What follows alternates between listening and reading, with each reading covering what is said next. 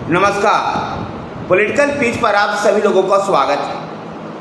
पश्चिम बंगाल में हुए विधानसभा के उपचुनाव में चारों सीटों पर तृणमूल कांग्रेस ने अपने विजय पताका को लहराया, जिससे तृणमूल कांग्रेस राज्य में और मजबूत हुई।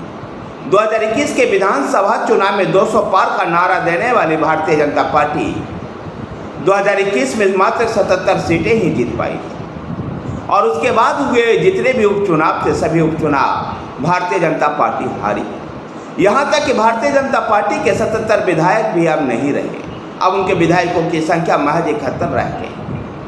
कई भारतीय जनता पार्टी के विधायकों ने विधानसभा से इस्तीफा दे करके तृणमूल कांग्रेस में शामिल हुए और तृणमूल कांग्रेस उन सीटों पर हुए उपचुनाव में जीत हासिल की। पश्चिम बंगाल में भारतीय जनता पार्टी ने पहले शांतिपुर और दिनाहाटा जैसे सीटें गंवानी पड़ी, फिर धूपगढ़ी सीट भी हाथ से निकल गई। गत शनिवार को बागदा, रानाघाट दक्षिण पर रायगंज सीट से भी हाथ धोना पड़ा। बंगाल भाजपा के प्रवक्ता समीक भट्टाचार्य ने हार का कारण सांगठनिक कमजोरी बताया।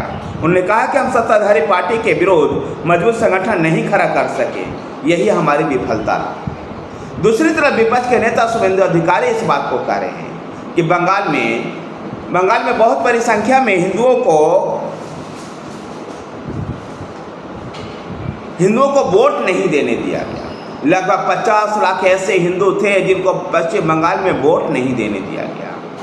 गौरतलब है कि कलकत्ता हाईकोर्ट से अनुमति लेने के बाद शुभेंदु अधिकारी राजभवन के आगे धरना प्रदर्शन कर रहे थे। उनके साथ पार्टी के और भी कई नेता शामिल थे। लोकसभा चुनाव में भी भारतीय जनता पार्टी का बंगाल में बेहतर प्रदर्शन नहीं हुआ। तमाम मीडिया सर्वे इस बात को कह रही थी कि भारतीय जनता पार्टी राज्य में 30 से अधिक सीटें ले जाएगी, लेकिन ऐसा हो नहीं पाया और भारतीय जनता पार्टी मात्र 12 सीटें ही जीत पाई, जबकि तृणमूल कांग्रेस 30 सीटें जीत गई। ममता बनर्जी पश्चिम बंगाल में जोरदार तरीके से वापसी। इससे भारतीय जनता पार्टी के नेता और कार्यकर्ताओं को मनोबल टूटा हुआ है और जिस प्रकार से पश्चिम बंगाल में लोकसभा चुनाव परिणाम के बाद जो राजनीतिक हिंसा हुई, इसको लेकर के कलकत्ता हाईकोर्ट में कई याचिकाएं भी दायर। पश्चिम बंगाल में जो राजनीतिक हिंसा का दौर है, जिसमें भाजपा के कई कार्यकर्ताओं की भी मौत के घाट उतारा जा रहा है, इसके कारण भाजपा के कार्यकर्ता संगठन से दूरी बनाकर तृणमूल कांग्रेस की तरफ जा रहे हैं और ये राजनीतिक हिंसा भी पश्चिम बंगाल में लगातार भाजपा के चुनावी प्रदर्शन पर असर डाल रहा है। ऐसे में शुभेंदु अधिकारी 21 जुलाई को संविधान हत्या दिवस के रूप में मनाने का फैसला किया। इसका कारण है कि 21 जुलाई को राज्य की मुख्यमंत्री ममता बनर्जी शहीदी दिवस मनाते हैं। जब शहीदी दिवस का उनका भाषण चल रहा होगा, उस समय राज्य के तमाम थानों में भाजपा के कार्यकर्ता विरोध प्रदर्शन करेंगे। भाजपा आने वाले 2026 के पश्चिम बंगाल विधानसभा चुनाव के लिए अपने संगठन को मजबूत करना चाहते हैं। जैसा कि समीक भट्टाचार्य भी कहते हैं कि तृणमूल कांग्रेस के खिलाफ एक मजबूत संगठन खड़ा करना। मजबूत संगठन पश्चिम बंगाल में इसलिए विपक्षी पार्टियों का खड़ा नहीं हो पाता है कि वहाँ राजनीतिक हिंसा का दौर है।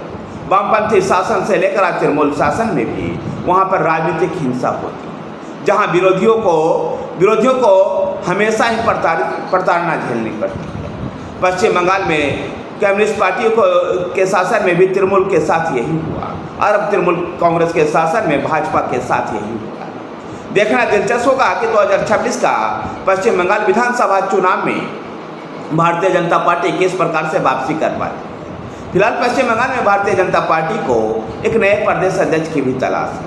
इसका बड़ा कारण है कि सुकांत मजूमदार जो संसद का चुनाव लड़े थे और जीते थे और उसके बाद उनको केंद्र में मंत्री बनाया गया। ऐसे में सुकांत मजूमदार की जगह एक नया चेहरा पश्चिम बंगाल में भारतीय जनता पार्टी के अध्यक्ष के रूप में दिखाई दे सकता है।